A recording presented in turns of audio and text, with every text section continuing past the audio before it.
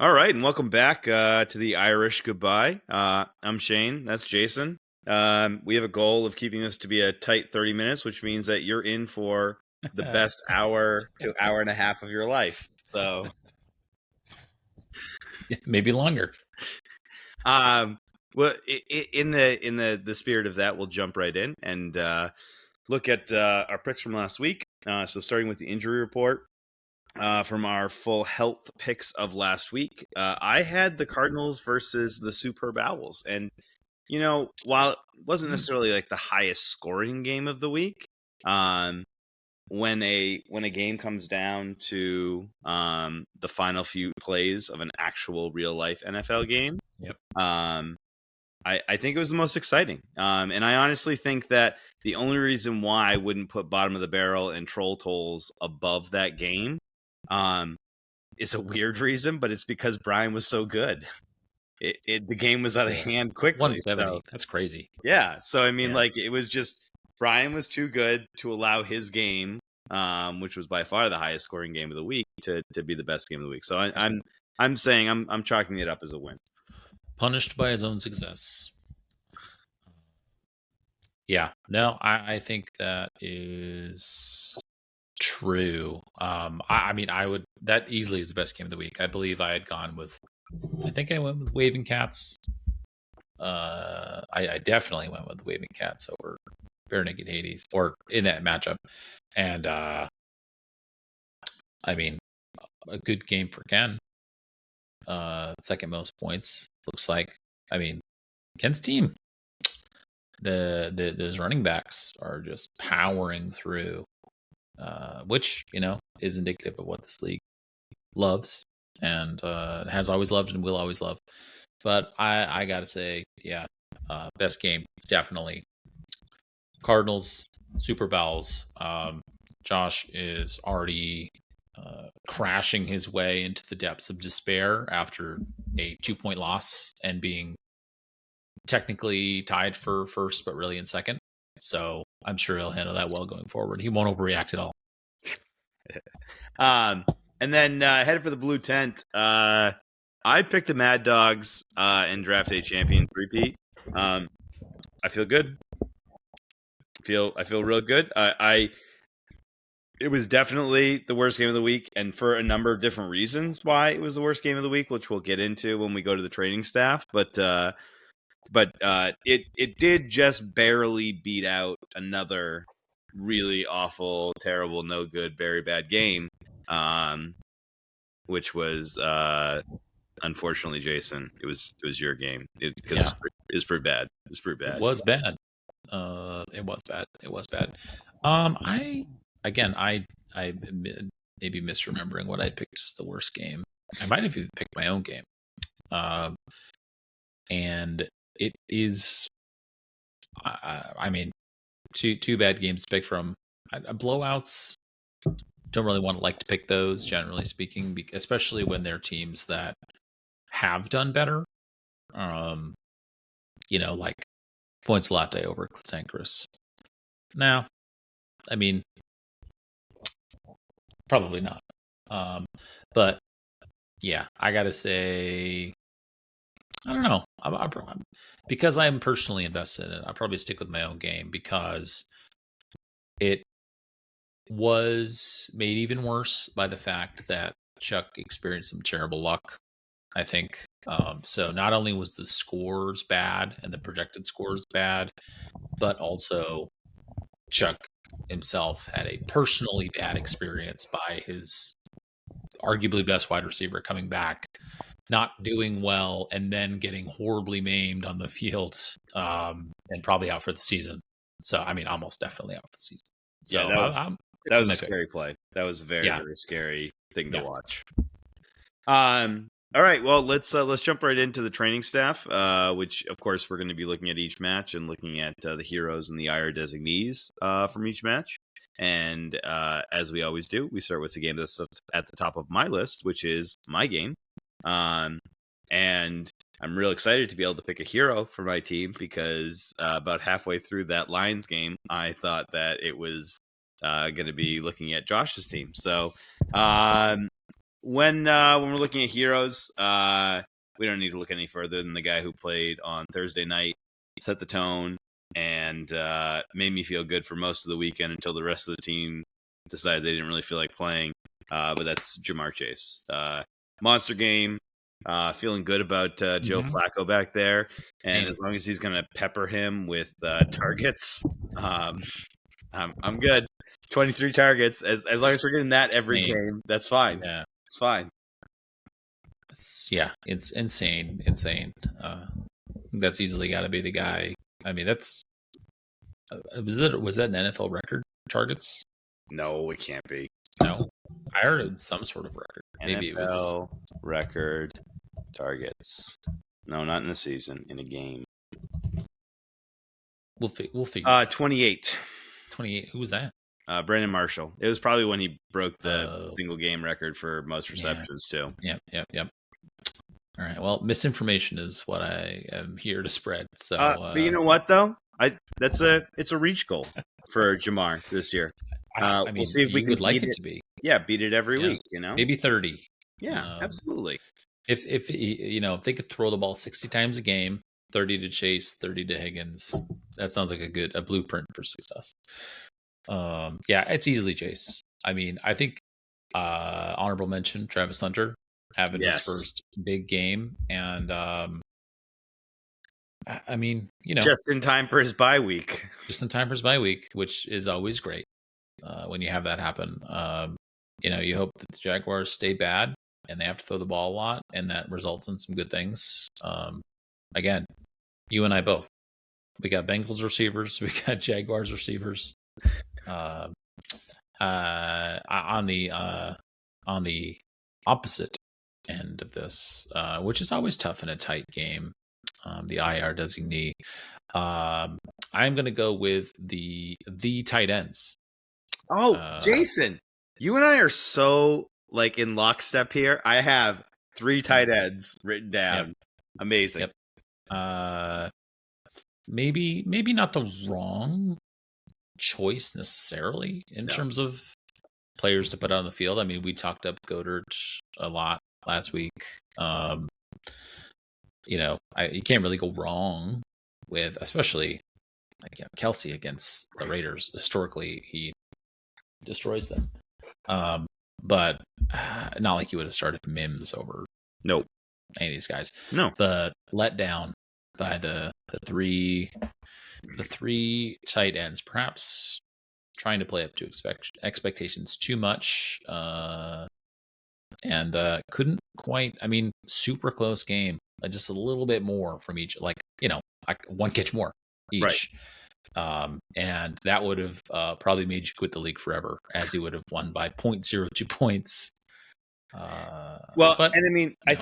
I think you're right, and like I said, I had the 3 tight ends written down, but I do think kind of honorable mention for an IR designee for this week is Jared Goff. It was like a pretty big game for them. It felt like it. I mean, like early on, it looked awesome, and looked like it was going to happen, and then it just kind of sputtered out. Points. Yeah, and the Buccaneers couldn't get anything done. So it was just ran the ball. Yeah. And so just it made sense for them as far as the game flow was concerned. But yeah, definitely a disappointing loss for Josh. But at the same time, that's an impressive. I mean, those top 5 guys there. Wow. Yeah, he's scary. I mean, most weeks now that Brown is apparently they decided to throw the ball. The Eagles, I wish they would run the ball a little bit more because, obvious reasons. But yeah, it's a scary team. Josh, don't be concerned. Let's go over to the Chinese Waving Cats and Bare Naked Hades. I have an honest question before we get into the hero. Is Ken good at fantasy football? I'm not sure. Well, this year though, it's like he's competent. He's making pickups. More than competent. Yeah, but he's making pickups that are hitting huge this year. I don't know. It's just, I don't know what type of world this is I'm living in now, because I mean, Ken Letary being great at fantasy football is just it's an area like Dungeon Master, sure, like yeah. but you know, You yeah. might have cursed Anyway, him. hero for this game. I know that we have a general rule about heroes and 3 touchdowns, but I am going to actually take both of those running backs. His running back room is the hero. I mean, that's incredible. Like, scoring 70 points between your 2 running backs, and like the rest of the team, like, again, not too shabby, right? But yeah, that was Jahmyr Gibbs and Jonathan Taylor, probably the best 1-2 punch in the league. It's a scary situation, and he's got Taylor doesn't have a bye until week 11. Gibbs on by this week, so they alternate. But it's not like you get hit with both at once, which could happen the way the league does buys. I don't know why they don't do an even amount of team, like 4 teams having a bye per week on the bye weeks, and like some sort of, they gotta like mash a bunch of teams in, and then they don't in other weeks. I don't really understand it. I'd actually almost argue too, though, for Ken, given how his season's going, he'd probably prefer them be on bye at the same time.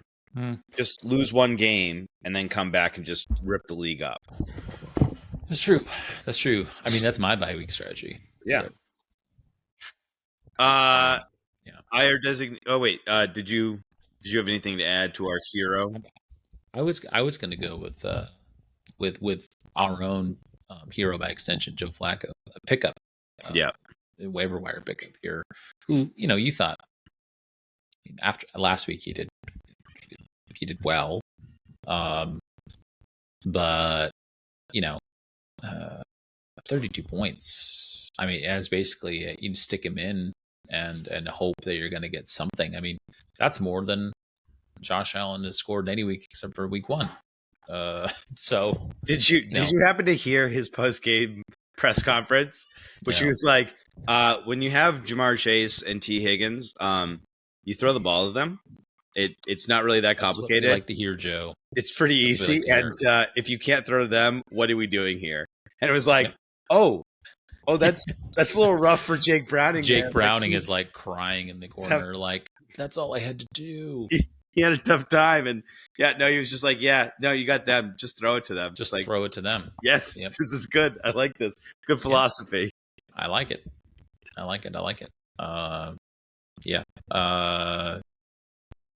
So, other side of the ball, some rough. I mean, I'm going to go with not purely, but mostly for statistics. Also, partially because of the ongoing battle between Pats fans and Brian and Ross in terms of Henderson versus Stevenson. Ooh, half a point. Yeah, for Trevion Henderson. That is bad, especially when he had Charbonnet on the bench, which the Seattle situation is kind of weird, but it's kind of like a Lions light situation, it seems. But I think Ross is just hoping at this point that Henderson will be involved in any meaningful way for on a regular basis, and it seems to be trending in the wrong direction. I don't know, honestly. I mean, looking at the bye, they don't have a bye until week 14. Like, I don't even keep starting this guy. Well, I mean, I will tell you what's going to. I had Trevion Henderson as well. I do agree. Like, you could make an argument about the Seattle backfield just starting to become a little bit of a quagmire, and it feels like this has happened since Charbonnet got drafted. But Trevion Henderson, you know what's going to happen. He's gonna bench him. He's going to explode. Yes, that is exactly what's going to happen. That's what Ross worried about.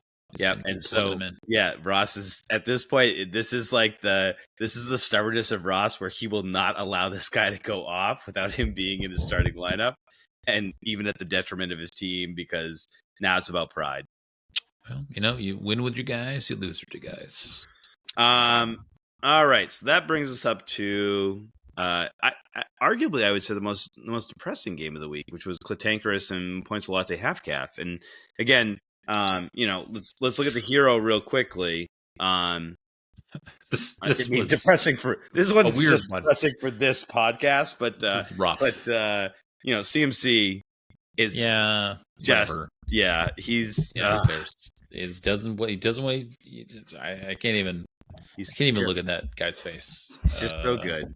He's just so good. But again, I think we both agree it's CMC. We don't have to belabor that point too much. Yeah. And Ray had a good week too. I don't want to totally skip over him, but no. I mean, look, you had 3 guys over. Well, one was a quarterback, but he scored 130 with two guys scoring 0. It's a he would have beat. It's a historic week.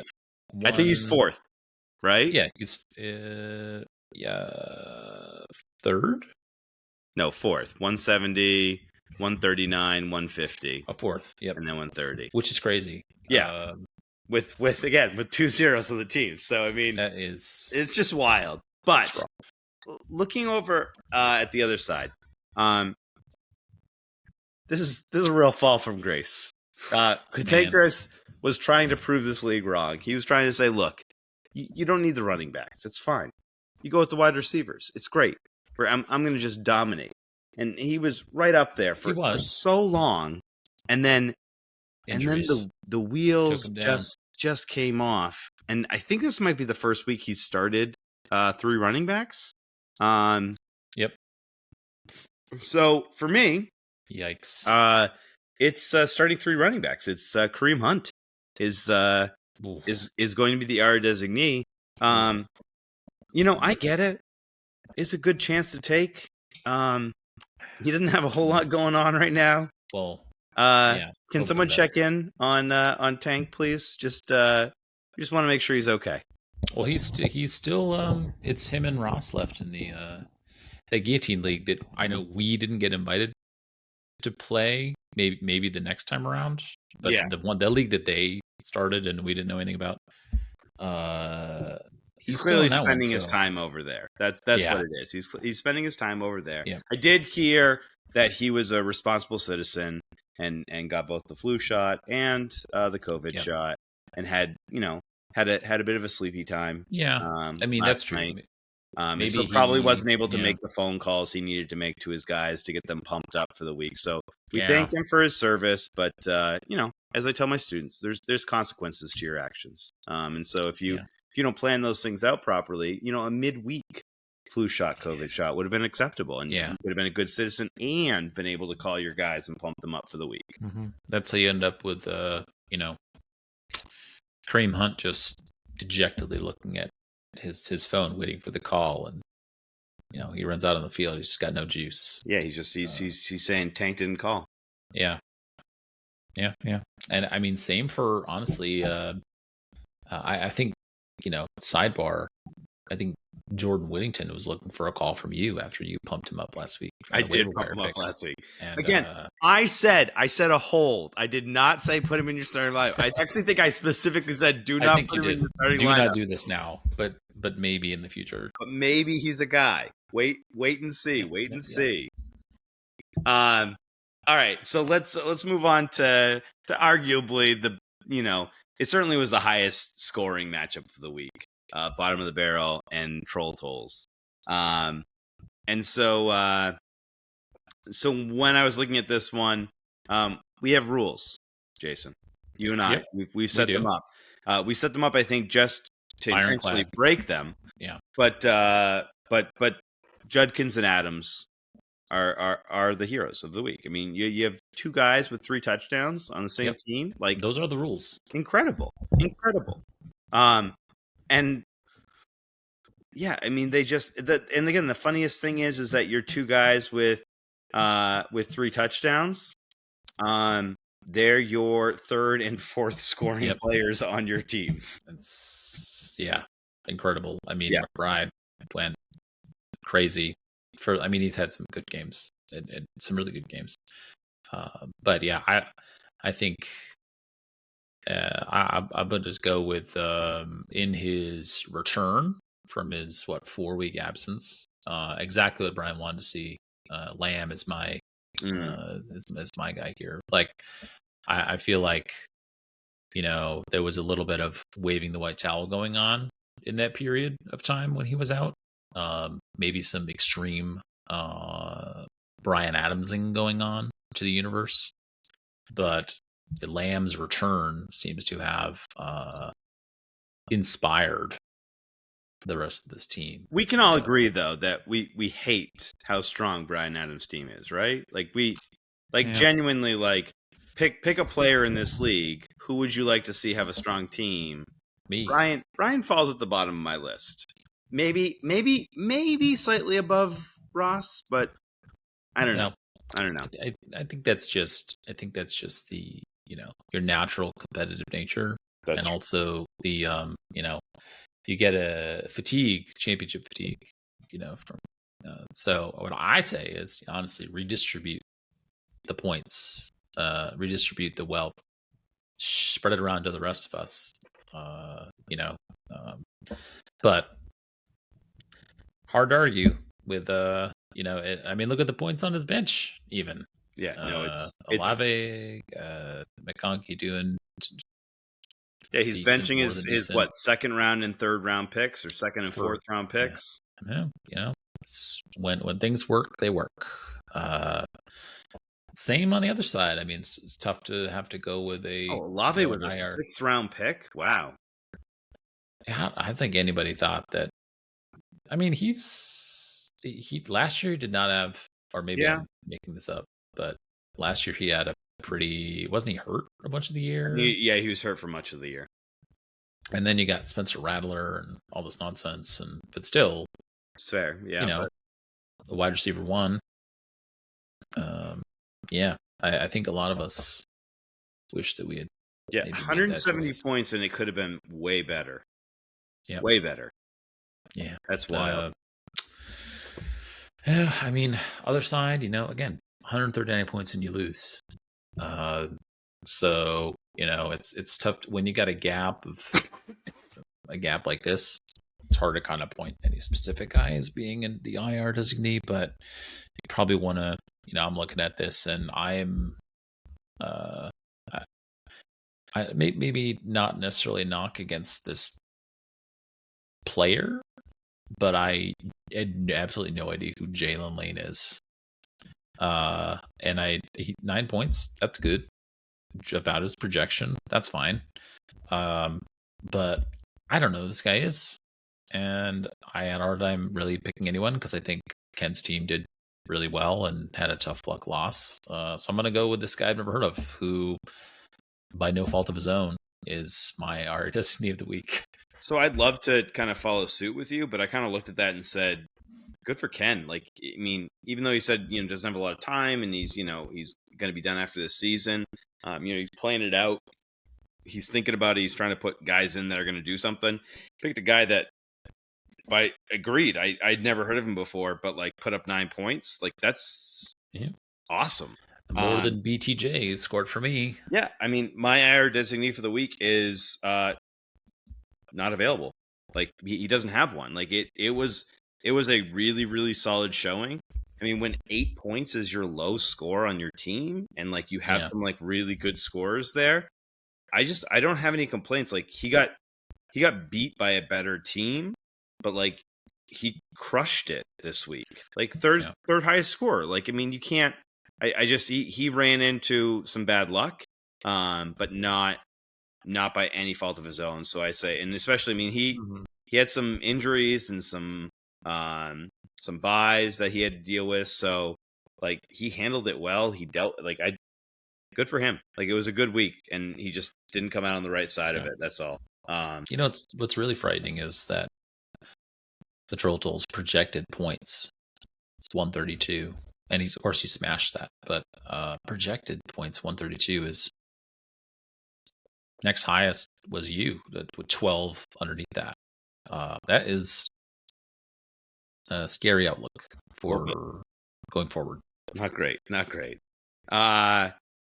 All right, so that brings us to the worst game of the week as far as I'm concerned, which was the Mad Dogs and the Draft Day champions. let's look at the draft day champions first, and let's try to find a hero inside of this dumpster fire of a team at this point. I went Yeah. with DeAndre Swift. Yeah. I just think that it was a solid week for him. It's something that Pat's going to need to really kind of build up that room. Him and Alvin Kamara need to play like it's 2021. Yep. Yeah. I went with Keenan Allen just because he has had some pretty poor. I mean, he had 3 real, pretty down weeks in a row. No scores against some pretty bad defenses. And finally, against another bad defense, even though the Colts are scoring a billion points, so it hasn't really mattered. 11 catches, almost 120 yards, touchdown. In a in a game scoring not good, but in a game that we won by only by 2, less than 2. He got a big performance from a guy that arguably should be in the WR2 slot most likely. I mean, or yeah, at least spiritually is his WR2. Yeah.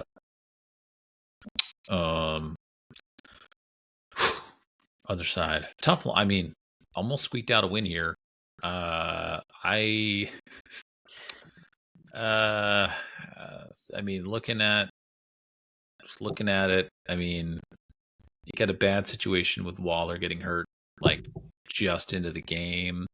But I'm gonna go with the recently picked up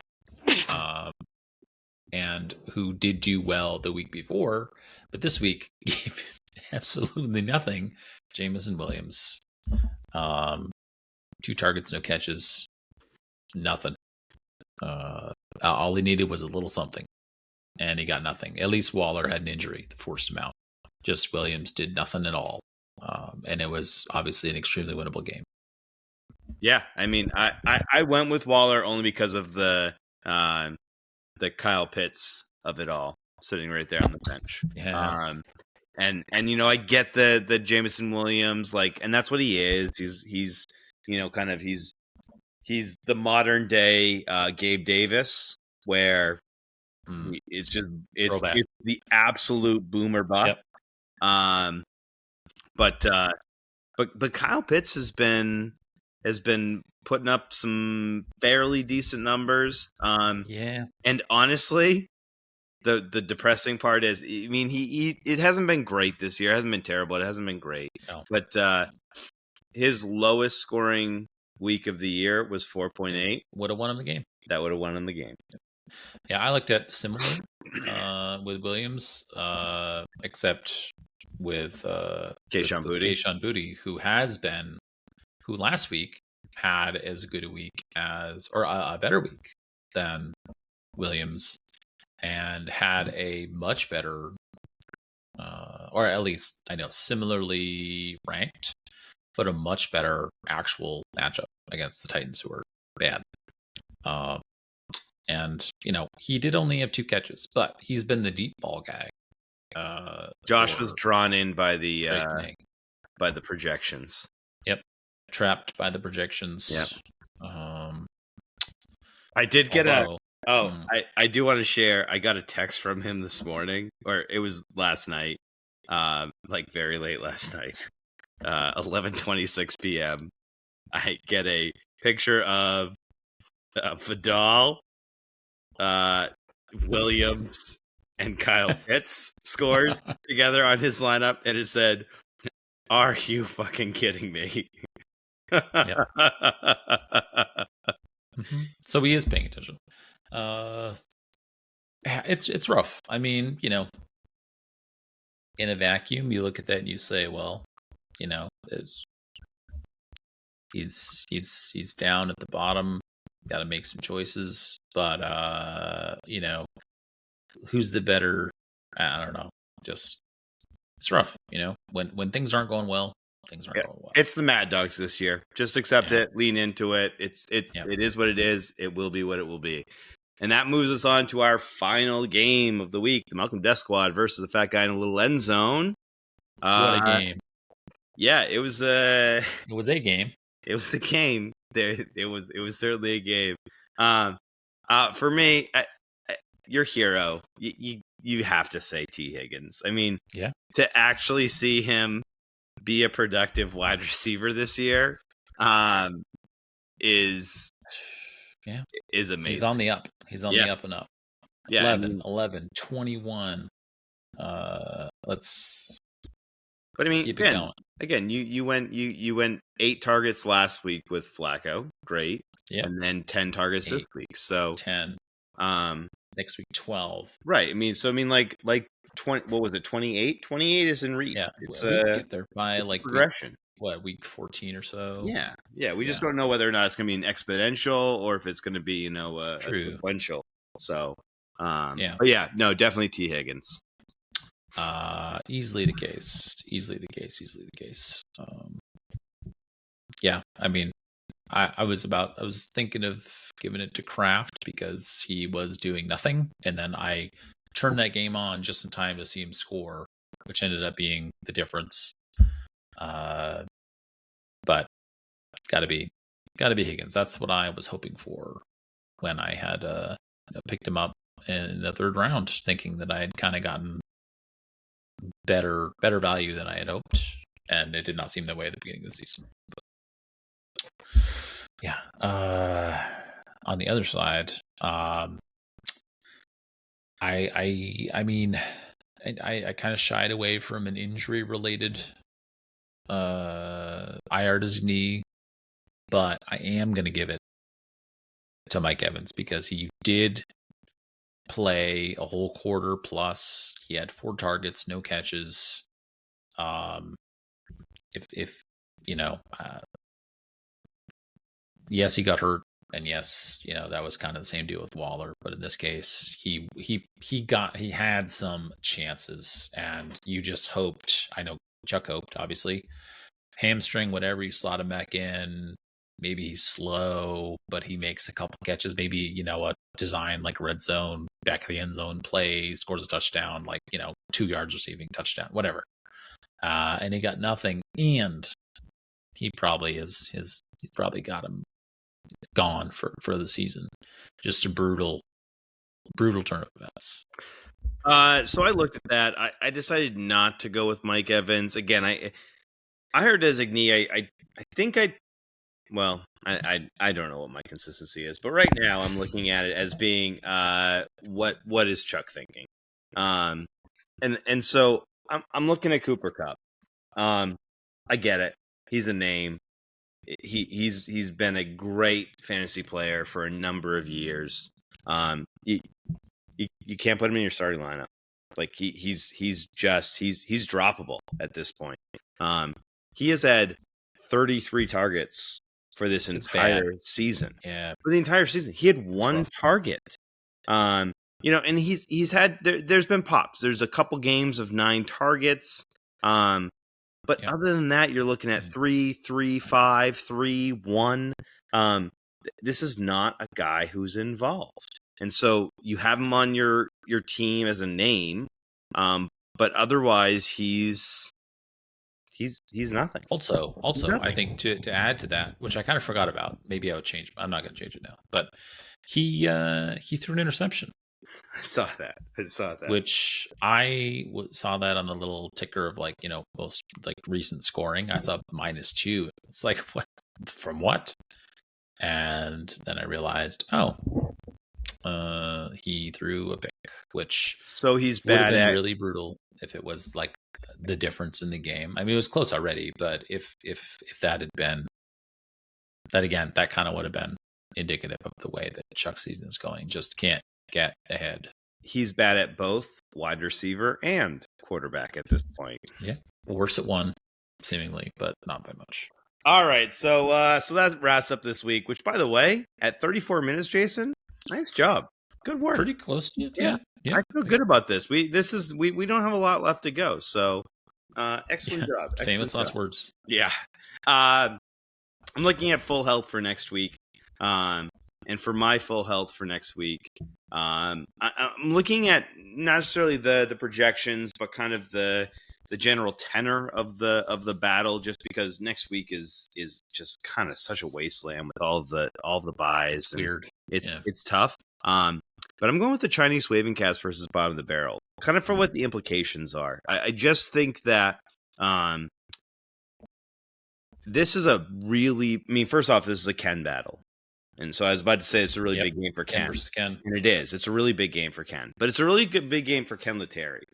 Because this is where he's got one of his top running backs out. If he can pull off a win in this game, it's really going to propel him to some almost not, I don't want to say guaranteed, because we're not at that point yet, but it's going to propel him to a very kind of high probability of making the playoffs and being able to make a run. And with the running back room that he has, with the pickups that he's been making, I guess right now I'm not betting against Letary.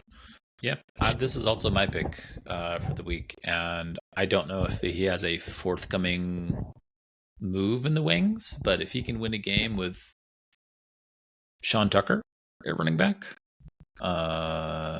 then the sky is the limit for the rest of the season, considering how he set himself up here. So that's an easy choice for me as well, in terms of full health.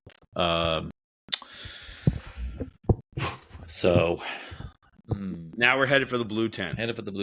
Which I am going to. I mean, there's some rough looking. As you're thinking about this, by the way, Jason. By the way, every time they talk about someone headed for the blue tent now on Sunday when I'm watching the games, this is all I think about is this segment. That's our thing. And I'm like, hey, come on. That's our thing. It's trademark. It's our thing. Some of these are, and again, the picture is not fully clear because of waivers not going through yet and people not setting lineups. But I am going to pick my own game, Death Squad versus Troll Tools. I'm going to get destroyed.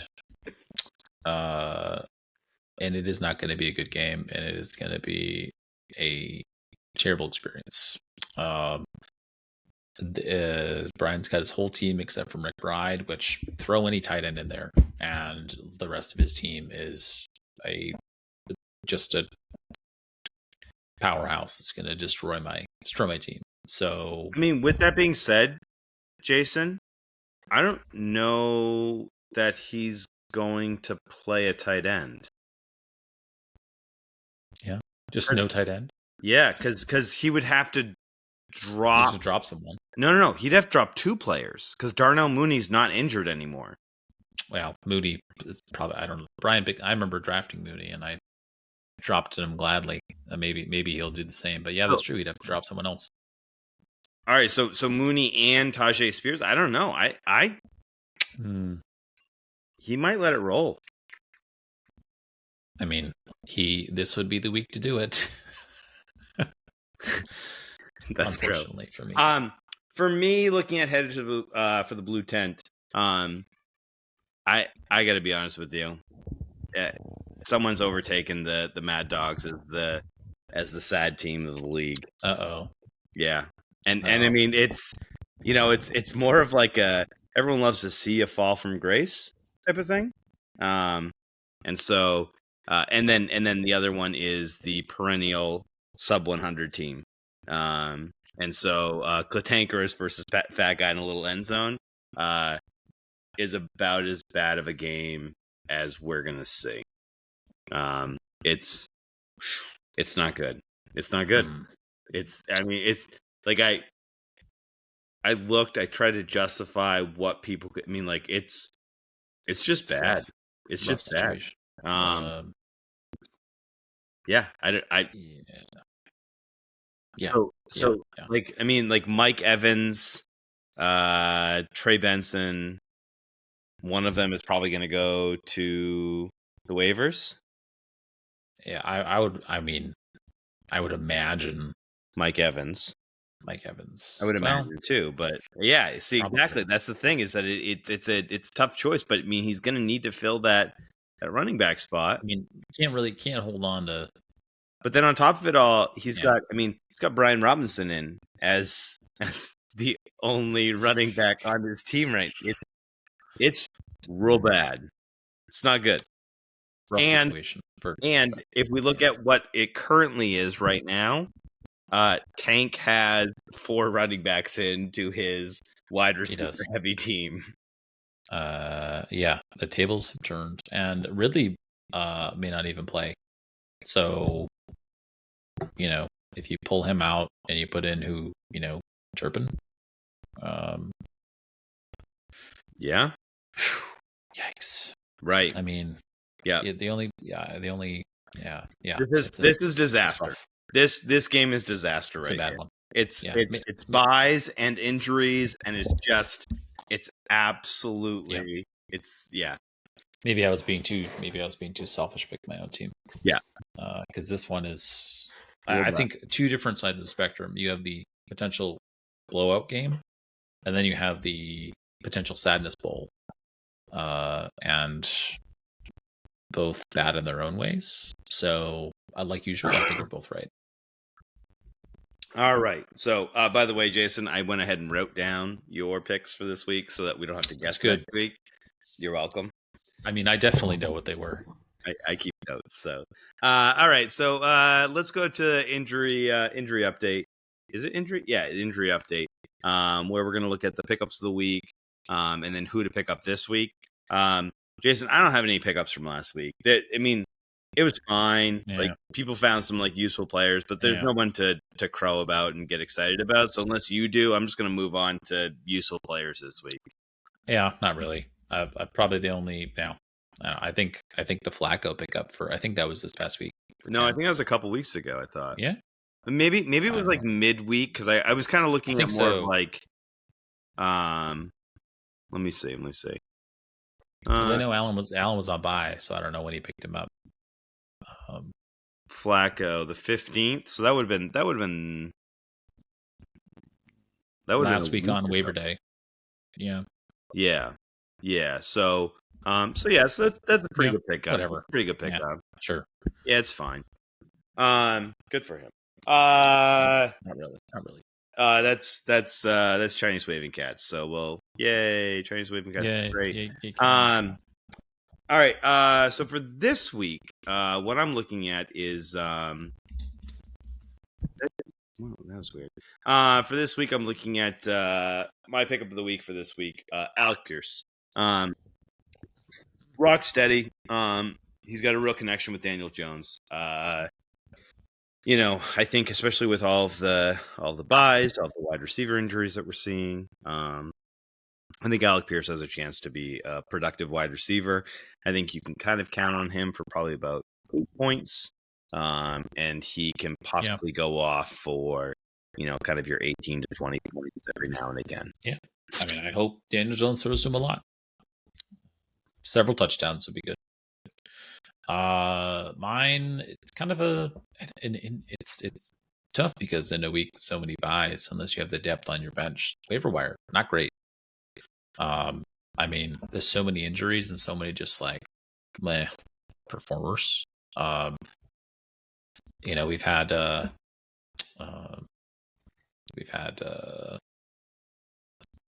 that's not what I was thinking of. Like some players that have been picked up, dropped, that just aren't really panning out. But I am going to go with, especially in a position that's kind of thin, who had a huge game this week on the waiver wire. I think it's Aronde Gadsden. That was my next person. Yep, absolutely. Yeah. The Gadsden purchase, as we're going to refer to him as now. Crazy game, and maybe not out of nowhere. Like he's one of those guys where it's like, oh, they picked him, and it's the usual sort of deep sleeper kind of whatever. They draft him. They kind of sticks around. People are high on him. Is he going to be good? Not good? Who knows? Huge game. So will they repeat it? I don't know.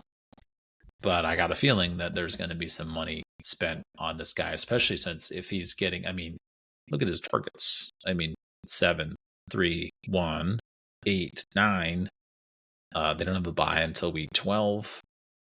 And they throw. This and they throw, And and they've needed a tight end for they years. do. Disley is So, this is a guy you can put into your flex or super flex there, and there are several teams that could use a guy like this who even gets like a fraction of his performance. Jason, you know who wants him, and you know who's going to spend all of his waiver on him.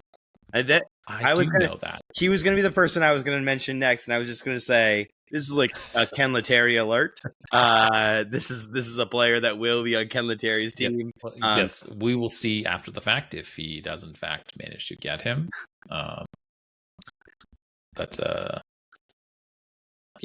Easy choice there. My final pick, actually, because you took my second guy. Sorry.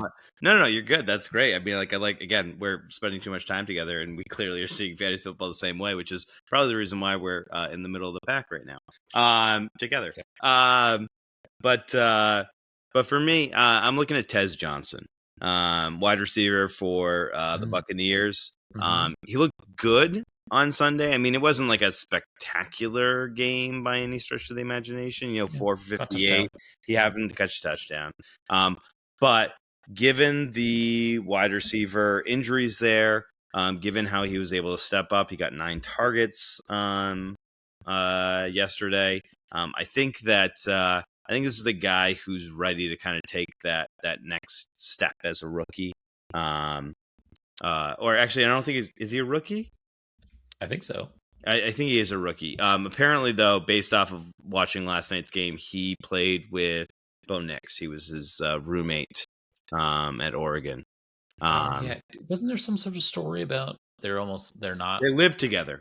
Or like they weren't brothers, but they were like right. Yeah. Together. He lived with them, like growing up or something. It was a cool story. Heartwarming. But at the same time, apparently the guy can catch a football, and Baker Mayfield likes to throw to him. So, so I think many other people to throw to. Right, exactly. He doesn't, and given a week of actual kind of first team reps, I think Tez Johnson has a chance to be something good. Yeah, I was trying to find a guy who I might choose as my second, and it's tough times out there. I was the only guy I kind of was throwing out there is Xavier Legette, who, Panthers are weird, kind of up and down. I mean, they've scored a lot of points in some games. They've not scored a lot of points in wins and losses. You never really know what you're going to get, but he exploded. I mean, he started out the season 7 targets, 8 targets. I think he was hurt 2 weeks. Started slow after that, but 11 targets this past week. I mean, they don't have many people to throw to. I mean, they have what? McMillan. Coco came back, but they only threw to McMillan 5 times last week, so they did. So I mean, he, last year I remember Legette was pretty hyped up, and it didn't pan out so well. I mean, he had some. He's okay, not great. Maybe a guy that you could slot in there, but you could do worse probably than hoping for the best. Which again, some teams have slots where they could do much worse than a guy like Legette. And if we've learned anything, knowing that an old quarterback is going to be throwing to him now, based off of our current returns, that's a good thing, right? I mean, last year I remember very distinctly, Andy Dalton came in and he stepped in against the Raiders in a similar situation, and he destroyed them through the air. And again, it's the Raiders. But, I was going to ask, is that more of a do with it what you will. But he's Dalton can throw the ball. Not well enough to be a starter, but he can he can get it is against the Bills, which is a little bit of a concern. Well, at least he'll have junk time though. Yeah, plenty of junk time, most likely. All right, well, Jason, I think that's tight. That's like 50 minutes. Tight 50 minutes. It's not bad. It's not bad. I'm proud. It's better than usual. I am proud of us, Jason. And it's gonna be. It should be a good week. Looking forward to it, and hopefully, hopefully it ends up well for both of us again.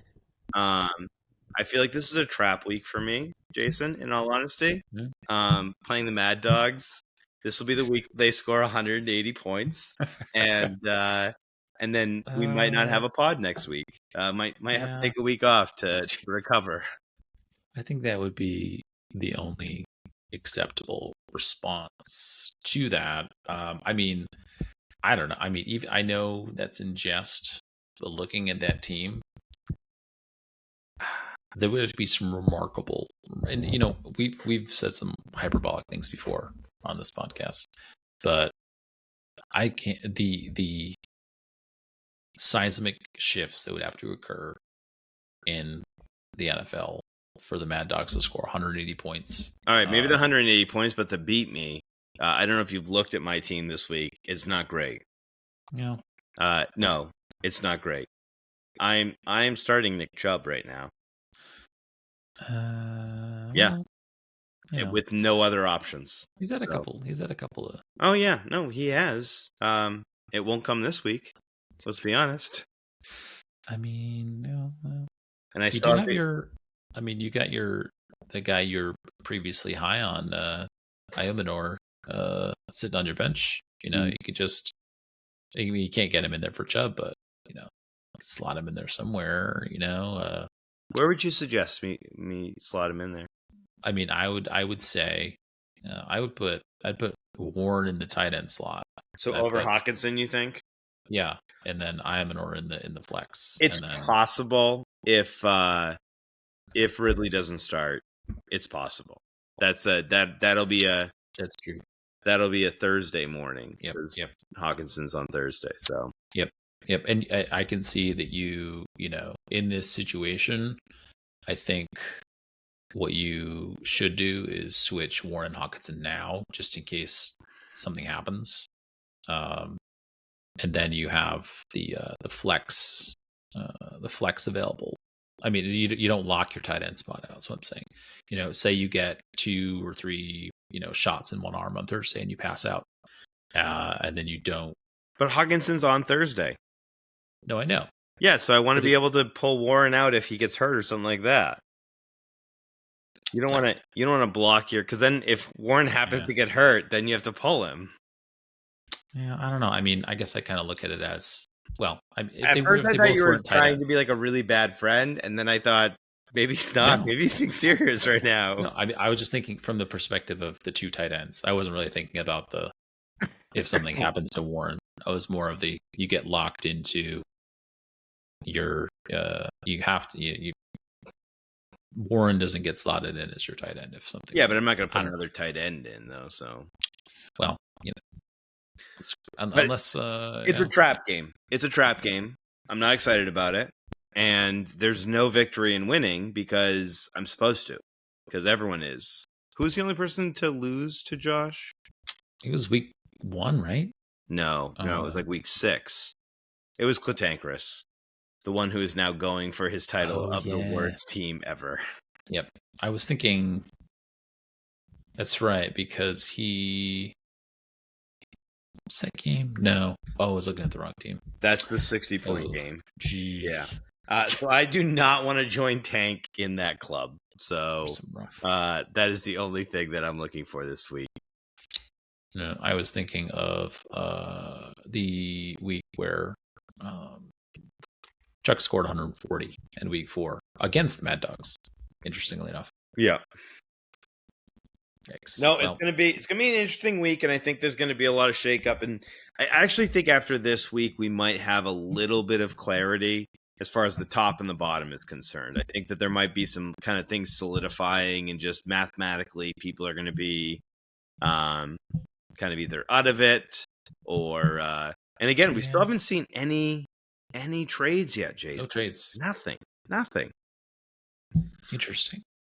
Maybe that will come with that too. This week of we pass, passing the halfway point or getting to the halfway point technically. I think everyone's just so scared of like helping somebody else that they're just like, no, I'm content to sit here and just allow myself to either, just status quo, because I don't want to be blamed for Ross being the reason why he wins this year or next year, or Brian.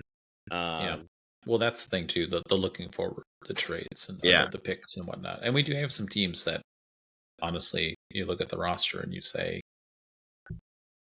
I don't really know what. I mean, I kind of think about that to some degree in my team, although a couple players have looked up, a little bit. But who am I gonna trade these guys for? Right. Or who's gonna want these guys? So that's where the picks come in, I suppose. All right. Well, we took a 56 minutes, and then we finished to an hour. That's what we do best. You're all welcome. That's what we do best. Everybody turned it off 6 minutes ago. So I'm Shane. He's Jason. This is the Irish Goodbye, and hopefully next week you'll have 2 happy podcast hosts again. Or maybe just me. Wow, that feels hateful. But well, no, not me just happy, but me here by myself because you are too sad to join. I'm a professional. I was just joking about that, Jason. I'll be here. Just sad. All right, we'll see you guys next week. Bye.